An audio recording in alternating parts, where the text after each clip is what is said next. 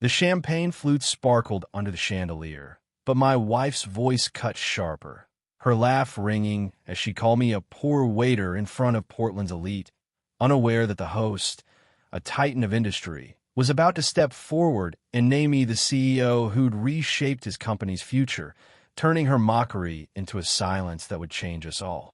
The Portland skyline glittered through the floor-to-ceiling windows of the downtown penthouse, the Willamette River a silver thread below, the air thick with jasmine and ambition.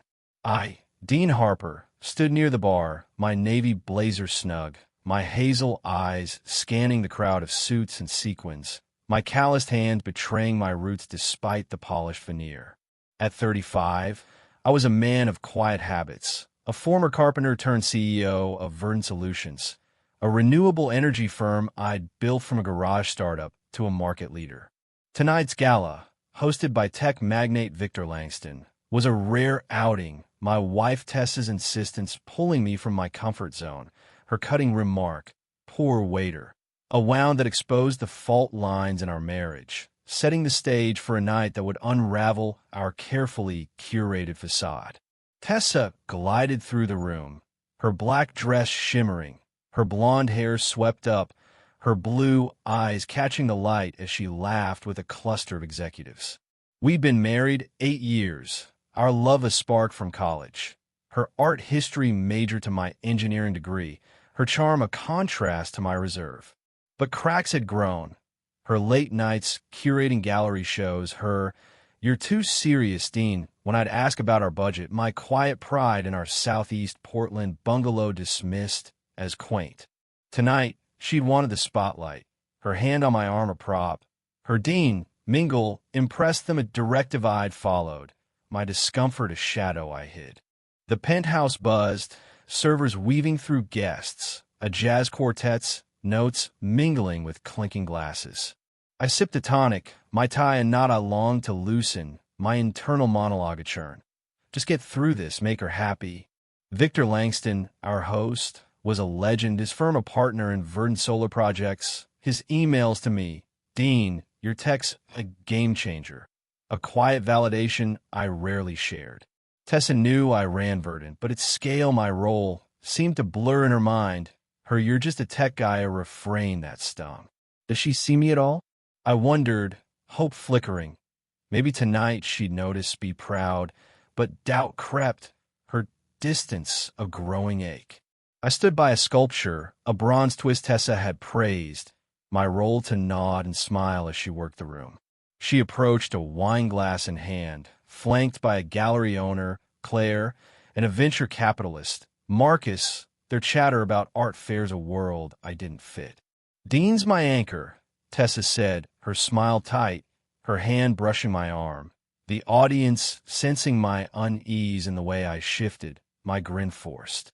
Claire's eyes flicked to me, her "What do you do, Dean?" polite but sharp. Before I could answer, Tessa laughed, her voice bright, cutting. "Oh, Dean?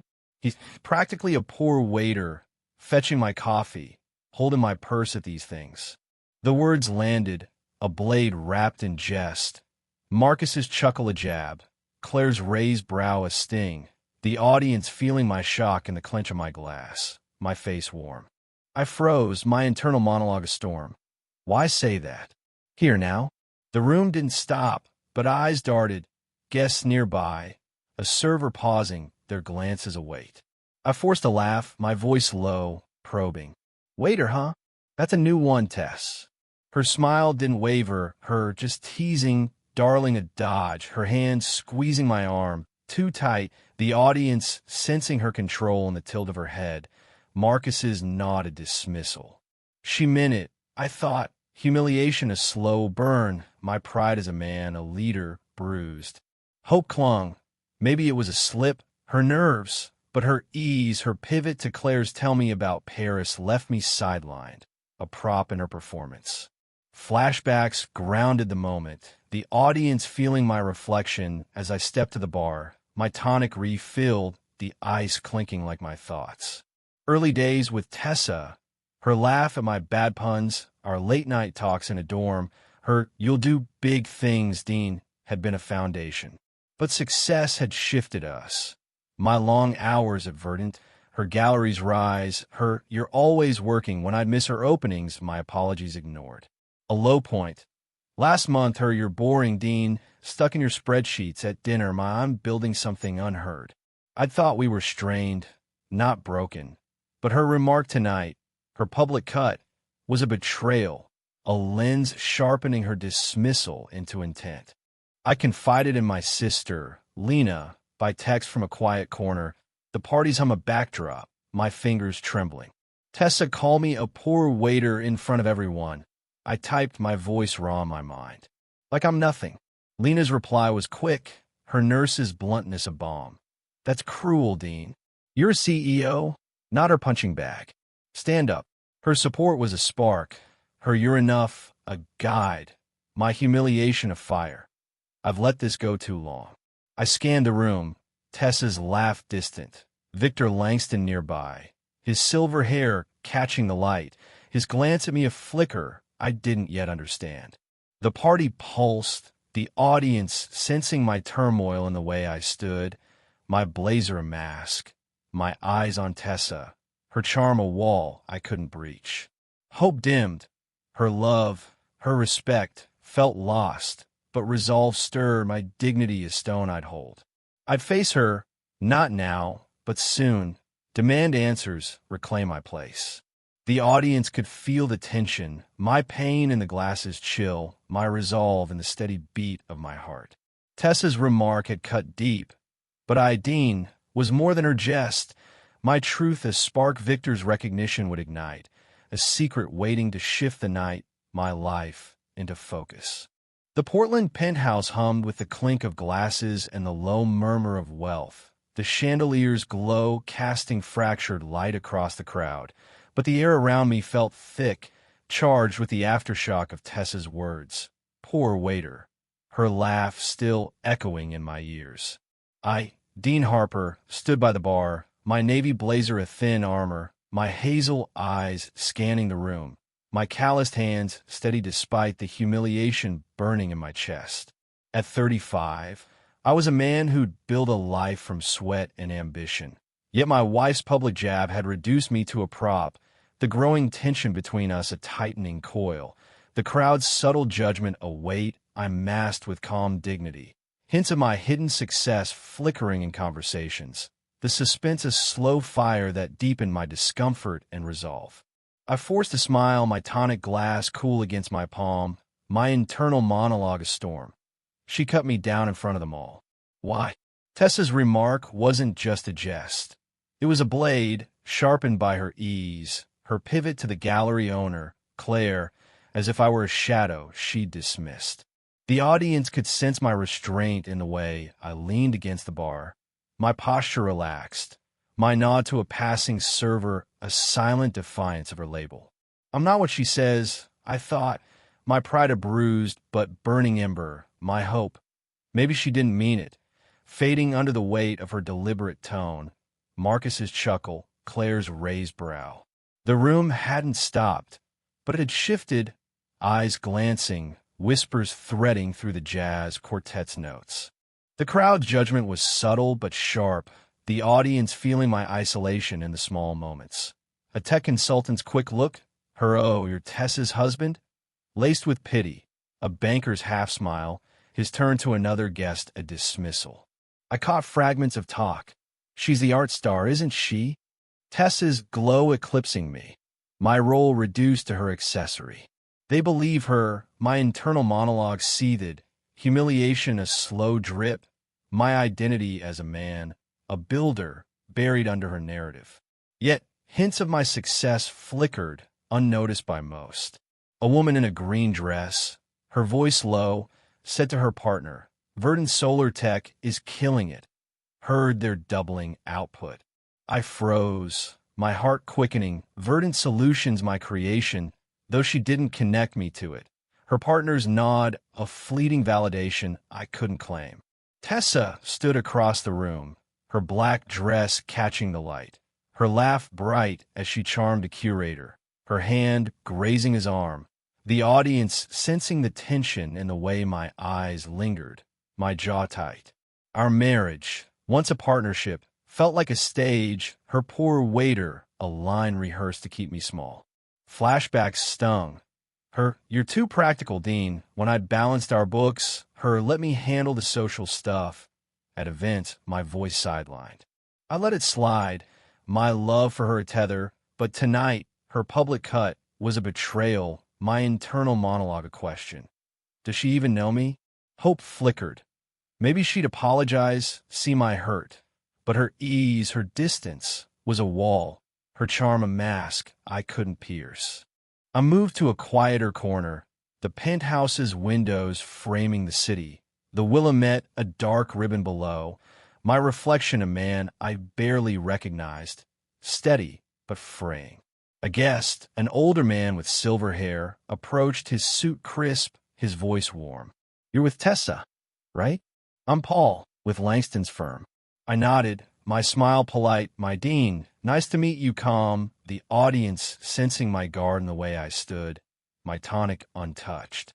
"Heard you're into renewables," he said, his eyes sharp, a hint of my work surfacing, my something like that, a dodge, my instinct to stay low, a reflex. "Verdon's making waves," he added. "Victor's thrilled with their grid tech." My pulse quickened. Victor Langston's praise a secret I held, but Paul's pivot, Tessa's gallery's stunning, shifted the focus, my moment swallowed, my internal monologue bitter. Even when they see me, they don't. The tension with Tessa grew, the audience feeling it in the way she caught my eye, her smile brief, her turn to Marcus a dismissal. I approached, my voice low, testing. "Having fun, Tess." Her laugh was sharp, her always, Dean. "You should try it," a jab, Claire's glance a silent judgment, the audience sensing my restraint in the way I nodded, my "maybe I will" a mask for the hurt. She's pushing me out, I thought, my heart a knot, my dignity a stone I'd hold. Flashbacks deepened the wound. Our early days, her "You're my rock," at our wedding, now a ghost. Her "You don't get my world" last year, my "I'm trying" unheard. Her remark wasn't a slip. It was a choice, a power play I couldn't unsee. I confided in Lena later, texting from the balcony. "The city's on a backdrop," my fingers trembling. "She humiliated me, Lena. Call me a waiter," laughed it off. Everyone bought it. Her reply was fierce. "She's wrong, Dean. You're Verdant's CEO, not her prop. Don't let her define you." Her words were a spark, my humiliation a fire, my resolve stirring. "I'll face this, show her who I am." The crowd's whispers grew. "Tessa's husband, right? Quiet guy." Their judgment await, but small signs of my truth emerged. A young engineer, his voice eager, told a friend, "Verdant's EO is here somewhere. Guy's a genius. Off-grid solutions." I overheard, my breath catching. My role a secret the room didn't know. The suspense a tightening thread. The audience sensing my hidden strength in the way I stood taller. My eyes on Victor Langston, his silver hair moving through the crowd. A reckoning I didn't yet grasp. The party pulsed, the audience feeling my discomfort in the way I lingered, my blazer a shield, my tonic a prop, the whispers a chorus I couldn't silence. Hope dimmed, Tessa's respect, her love, felt lost, but resolve burned, my dignity a vow. I'd confront her, demand truth, reclaim my worth. The audience could sense the tension, my pain in the city's glow, my strength in the steady beat of my heart. Tessa's jab had wounded me, but Ideen was more than her words, my success a spark waiting to ignite. The crowd's glances a stage for a truth that would shift everything, a moment Victor's voice would soon unveil. The Portland penthouse shimmered with wealth, the chandelier's light fracturing across wine glasses, but the air tightened as I stood near the windows, the Willamette River a dark vein below, my navy blazer a thin shield against the sting of Tessa's words. Poor waiter, still burning in my chest. Dean Harper, was 35, a former carpenter turned CEO of Vern Solutions. My success a quiet truth buried under my wife's public jab. The crowd's whispers a judgment I'd masked with dignity. Now, Victor Langston, the party's host and tech titan, recognized me. his voice cutting through the jazz quartet's hum, sending a shockwave through the guests. Tessa's stunned silence a crack in her facade, my composed reaction a balance of private reckoning and public shift, the room's sudden attention a spotlight I met with restraint. I drifted to the edge of the crowd, my tonic glass empty, my hazel eyes scanning the room, my internal monologue a churn. She made me small, and they believed her. Tessa's remark had left me raw, the guests' glances pitying, dismissive, a weight I'd carried, their murmurs of her gallery fame drowning my existence. I was ready to leave, my resolve to confront her later a quiet fire, when Victor Langston approached, his silver hair catching the light, his gray suit sharp, his voice warm but commanding.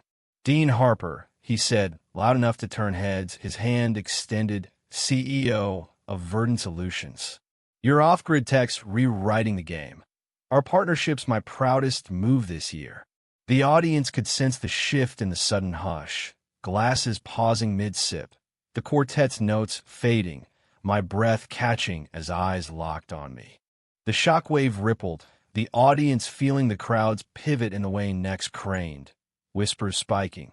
"CEO? Him." The tech consultant's jaw dropping, the banker's half-smile freezing. Tessa stood across the room, her black dress stark, her wine glass stilled, her blue eyes wide, her laugh gone. The audience sensing her stunned silence in the tremble of her hand, her face paling as Claire, the gallery owner, glanced between us, her brow furrowed. Marcus, the venture capitalist, muttered, "Wait, that's the waiter guy," his chuckle dying, the room's perception flipping, my poor waiter label a lie exposed. She didn't expect this, my internal monologue noted, a mix of vindication and pain, my heart racing, my dignity a stone I held. I shook Victor's hand, my voice steady, my smile measured. "Thank you, Victor. It's been a great collaboration." The audience could feel my restraint in the calm of my tone, my calloused hand firm, my hazel eyes meeting his, no trace of gloating. Inside, I was a storm. They see me now, but why did it take this? My private reckoning a clash of relief and betrayal. Tessa's jab, her ease in belittling me, was a wound reopened, my love for her a ghost, my trust frayed. Flashbacks stung. Her "you're just a tech guy at home," my verdance growing brushed off, her dismissal a pattern I'd ignored. I built this, and she buried it. I thought, my pride surging, my hurt a quiet ache. The public shift was immediate, the audience sensing the opportunism in the way guests swarmed, their smiles sudden, their voices eager. The woman in the green dress, who'd praised Verdant earlier, approached, her partner trailing. "Mr. Harper, I'm Elise with Cascade Ventures," she said, her handshake quick, "your solar grid's phenomenal. Can we talk investment?" A pivot from her earlier indifference. I nodded, I'm open to discussions, Elise polite, my internal monologue wary. Now they want me, when I was invisible before. Paul, the older man from Langston's firm, clapped my shoulder, his "should have known you were the brains behind Verdant," a belated nod, his earlier focus on Tessa a ghost. My responses stayed brief, my "appreciate that," Paul a shield, the audience feeling my reserve in the way I stepped back, my blazer a barrier. Tessa remained frozen, her silence louder than the crowd's buzz, the audience sensing her shock in the way she clutched her glass. Claire's whisper, "You didn't say he was a CEO," unanswered. I caught her eye, her expression a mix of guilt and defiance, my internal monologue bitter. "You thought you defined me." I didn't approach, my composure a choice, my pain private, my resolve to address her later avow. The crowd shift, "He's the Verdant guy," was a validation I hadn't sought, but it stung, their earlier dismissal a mirror to Tessa's. They only care now because Victor spoke, I thought, my success a truth I'd carried alone, my humility a strength they'd missed. Dialogue swirled, the audience feeling the clamor as a young engineer cornered me. "Is your battery tech's insane, Dean? How'd you crack storage loss?" Genuine, my team effort, Years of tweaks, honest, my restraint a contrast to his zeal. A banker, late to the game, offered, let's grab lunch, talk Verdon's valuation. His smile forced my I'll check my schedule a polite dodge, the audience sensing my unease in the way I scanned for Victor, his nod from afar a quiet anchor. The room's pivot was a tide, praise cards pressed in my hand, but my reckoning was internal, my heart a forge. I'm more than their applause, her jab. Flashbacks deepened the moment, the audience sensing my reflection as I stood, the city's lights a blur below. Early days with Tessa, her "you'll change the world" had fueled me, but her recent "you're stuck in your office" had erased my climb, my night's coding, my team's trust, my rise from carpenter to CEO. She didn't see it, didn't want to, I thought, betrayal a slow burn, my hope for her pride gone, my resolve to redefine us a spark. I texted Lena, my sister, from a quiet corner, my fingers steady. Victor outed me as Vern's CEO. Tessa's silent. I'm done being small. Her reply, you're huge, Dean. Own it, was a spark, my pain a fuel. The party pulsed, the audience feeling my tension in the way I lingered, my blazer a mask, the crowd's new warmth a hollow echo. Victor's recognition had shifted the room, but my reckoning was mine. Tessa's betrayal, the crowd's blindness, my hidden strength a truth I'd carry. I stood, my tonic refilled, my eyes on Tessa, her silence a question I'd answer soon. Dean, was rising, my dignity afire, my success a spark Victor had lit, the sting of her words a vow that would lead me to confront her, to reclaim my worth, whatever came next. The Portland night was a quiet bruise, the rain a soft patter against our southeast bungalow's windows, the living room dim, the glow of a single lamp casting shadows on the hardwood. Dean Harper, sat on the edge of the couch, my navy blazer discarded, my hazel eyes fixed on the coffee table's grain, my calloused hands clasped, still raw from the party where Tessa's poor waiter jab had been shattered by Victor Langston's recognition of me as Vern Solution CEO. At 35, I'd built a renewable energy empire from a carpenter's grit. Yet our marriage, strained by years of imbalance and eroded respect, faced a reckoning. The confrontation with Tessa, heavy with anger and sorrow, forced us to unearth our past, my choice to stay grounded despite success a lens, my heart wrestling with whether to salvage us or walk away, the emotional weight a slow tide guiding the night. We'd driven home in silence, Tessa's black dress a stark contrast to her pale face, her hands tight on the wheel, my "we'll talk at home," a low vow that hung between us. Now, she stood by the bookshelf, her blonde hair loose, her blue eyes wary, her wine glass from the party replaced by a mug she clutched like a shield. The audience could sense the tension in the way I leaned forward, my voice low, deliberate. "Tessa, you call me a poor waiter in front of everyone," I said, my tone steady but edged, anger a control burn. "You humiliated me, knowing what I've built." "What?" Her lips parted, her voice a whisper. I didn't mean it like that, Dean. It was a joke." The lie was thin, her eyes darting, my internal monologue aflare. A joke doesn't cut that deep. I stood, my hands open, my sorrow surfacing, the audience feeling my vulnerability in the pause, the creak of the floor. "It wasn't a joke, Tess. You meant to make me small, to keep me as your shadow." Victor's words, calling me CEO, shocked you because you didn't believe in me. Her face crumpled, her mug trembling, her voice breaking. "I believed in you, Dean, but you're always distant, buried in work. I'm the one shining at these events, carrying us socially. You let me." The accusation stung, her truth a mirror, my anger mixing with guilt, my internal monologue a churn. She's right, I stepped back, but not to erase myself. Flashbacks flooded, grounding our imbalance. The audience sensing our past in the way I paced, my eyes on the framed photo of our college days, her smile bright, my arm around her. We'd been equals once. Her art history passion, my engineering drive, our dreams of shared life. But Verdant's rise had shifted us. My late nights coding, her gallery spotlight, my "I'm proud of you" met with her "you're never here." I'd chosen to stay grounded, rejecting flashy cars, keeping our bungalow, wearing flannel over suits, my success a quiet pride I didn't flaunt. I stayed humble, I said, my voice raw, because I wanted us to be real, not some power couple chasing image. I built Verdant for us, for a future, but you turned it into a joke. Her eyes welled, I didn't know it was that big, a half-truth, my sorrow a weight.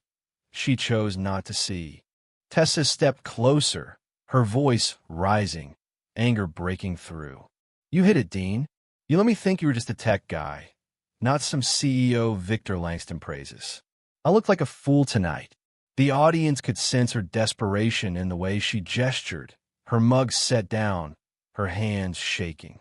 She's hurt, but it's about her image, my internal monologue noted, my anger flaring.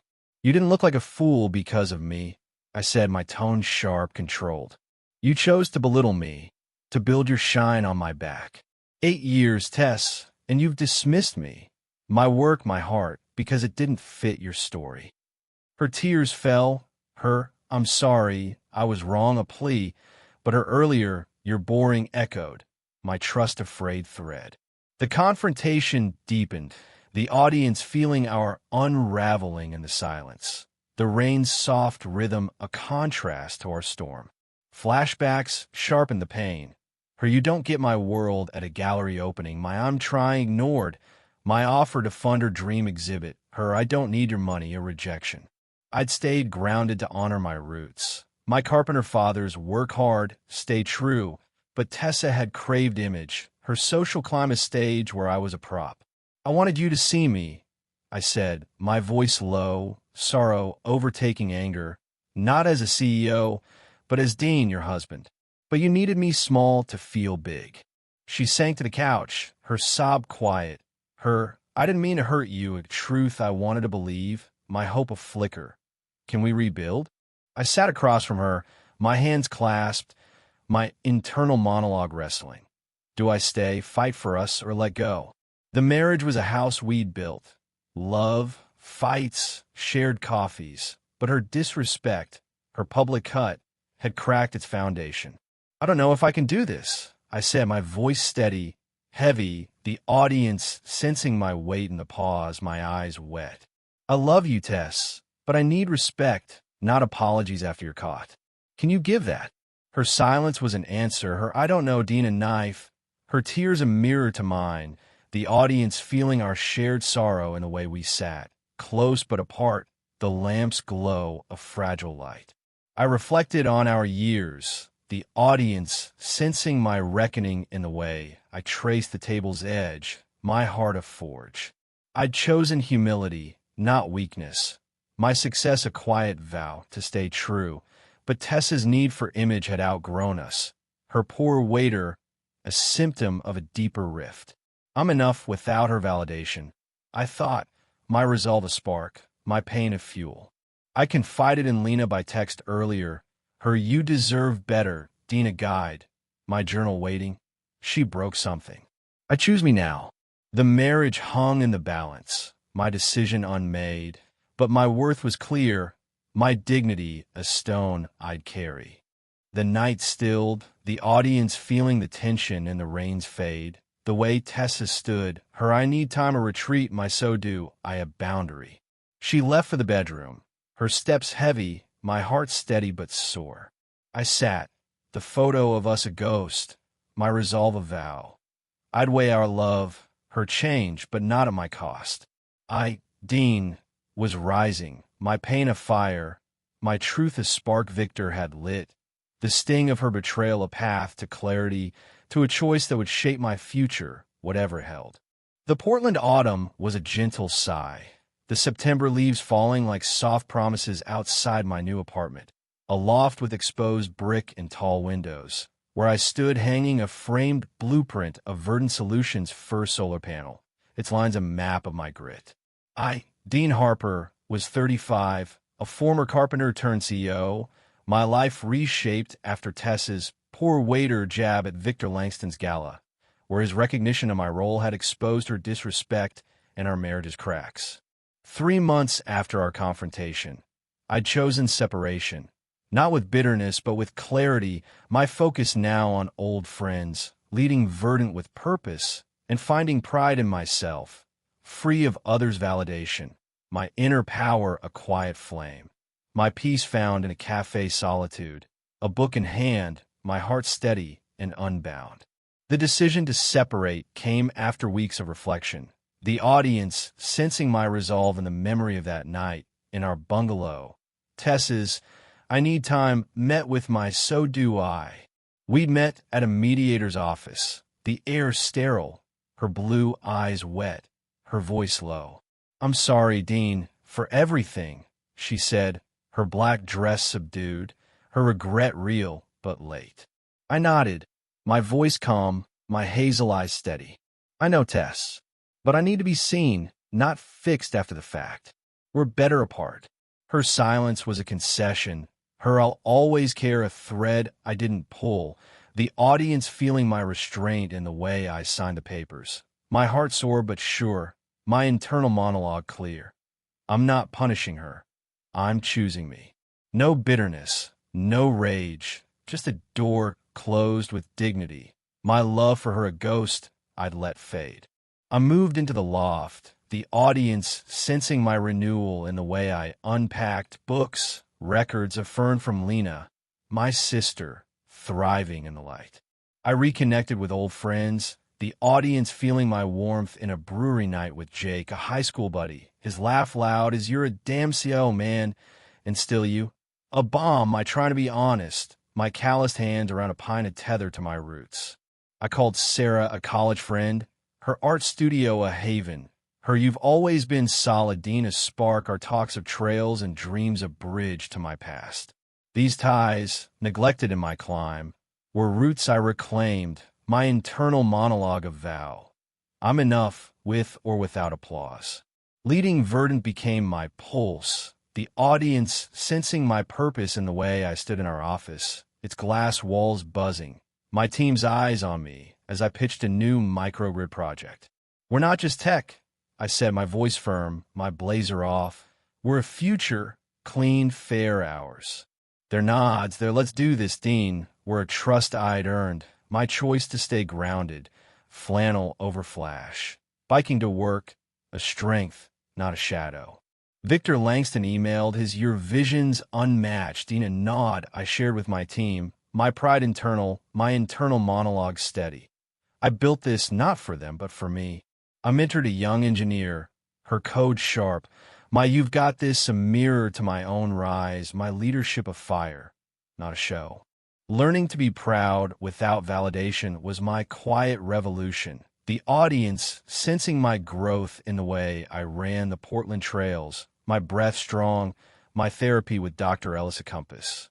"What's Dean's worth?" she asked, her eyes kind, my work, my heart. Not their claps, a truth I'd fought for. Flashbacks grounded the journey. Tess's "you're boring" a scar, her Gala jab a wound. Victor's words a spark I didn't need but used. I'd stayed humble, my carpenter fathers be true my guide, but hid too long, letting Tess's image define me. Now I stood tall, my journal raw. I'm proud, not for her, not for them, for me. Lena's "you're free, Dean" at dinner, her nurse's bluntness a spark, fueled my resolve, my pride a flame no one could dim. I didn't seek revenge, the audience sensing my honor in the way I coexisted with Tessa, our paths crossing at a gallery event, her smile hesitant, my "nice show," Tess polite, my heart unmoved. She'd texted, her "I miss us" unanswered, her role in my pain a lesson, not a vendetta, my internal monologue firm. Revenge is small. I'm building big. I thrived, Verdant stock rose, my loft a home, my friends a circle, my life a canvas I painted with purpose. The audience could feel my strength in the way I biked to work, my flannel a choice, my success a quiet vow, my power within, not over her. The emotional weight lingered, the audience sensing my reflection in the moments I trace the blueprint. Its lines my beginning, Tessa's betrayal a scar, not a chain. Questions remained, her heart, her change, but they didn't own me, my pride a compass, my friends, my work, my truth a foundation. Flashbacks faded, her poor waiter a ghost, my I'm enough a vow kept, the gala a spark, not my story. I confided in Jake, his brewery warm, his you're killing it, man, a nod, my feels good a truth, my journal a release. I'm free, not for them, for me. Closing reflection. I sat in a quiet cafe, its wood tables worn, the Willamettes glow soft through the window, my coffee steaming, a book, braiding sweetgrass. Open, its words a mirror to my roots. The hum of strangers, the clink of cups, was a rhythm I fit, my flannel loose, my hazel eyes calm, my heart at peace. Tessa's jab had broken something, Victor's words had lit a truth, but I'd rebuilt, not for revenge, but for power, mine quiet true. The pain was a forge, shaping a man who needed no one's nod to stand tall. My life a trail I'd walk with friends, purpose, pride. I'd faced her mask and found my own light, a lesson for anyone listening. When they diminish you, rise with your truth, shine for yourself. Let your power bloom. I, Dean, was free, my heart a home, my book a friend, the cafe's stillness a spark that lit a fire, its glow a beacon that would never fade.